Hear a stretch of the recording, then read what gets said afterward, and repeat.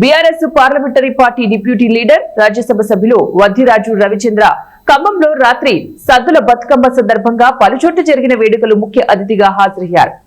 Khammam Telangana Bhavan 48వ division లో జరిగిన బతుకమ్మ సంబరాల్లో ఎంపీ రవీంద్ర పాల్గొని ఆడి పాడారు. ఈ సందర్భంగా ఎంపీ రవిచంద్ర మహిళలకు బతుకమ్మ, ప్రజలందరికీ దసరా శుభాకాంక్షలు కూడా తెలియజేశారు. ఈ సందర్భంగా ఎంపీ రవిచంద్రతో కలిసి మాజీ మంత్రి సత్యవతి రాథోడ్, ఎమ్మెల్సీ, బీఆర్ఎస్ ఖమ్మం జిల్లా శాఖ అధ్యక్షులు తాతా మధు, మాజీ ఎమ్మెల్యేలు సడ్ర వెంకట వీరయ్య, పలువురు కందాల ఉపేందర్ రెడ్డి, బీఆర్ఎస్ నాయకులు గుండాల కృష్ణ తదితరులు పాల్గొన్నారు. చైర్మన్ ఆర్జేసీ కృష్ణ గారు, రాపారావు గారు, శీలంశెట్టి వీరభద్రం గారు, కిరణ్ గారు, ఇంకో కిరణ్ గారు, మంత్రి గారు లేకపోయినా ఇక్కడ అందరిని పలకరించి చూసుకోవడానికి అన్ని జరుగుతున్నటువంటి వేదిక మీద ఉన్న మిత్రులు, ముందున్నటువంటి సోదరి మనందరూ కూడా ముఖ్యంగా దసరా పండుగ మరియు సద్దుల బతుకమ్మ పండుగ శుభాకాంక్షలు.